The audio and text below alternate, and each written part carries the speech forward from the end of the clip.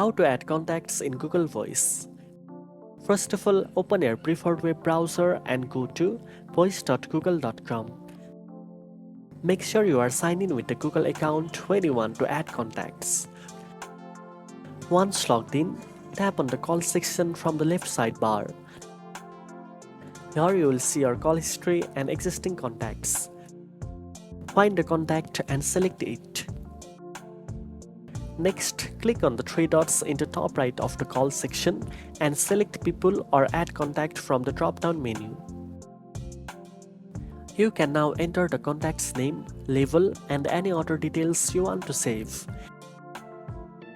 After entering the information, click Add to save the contact to your Google Voice account. Now you know how to add contacts in Google Voice. If you found this video helpful, don't forget to like, share, and subscribe for more tech tips.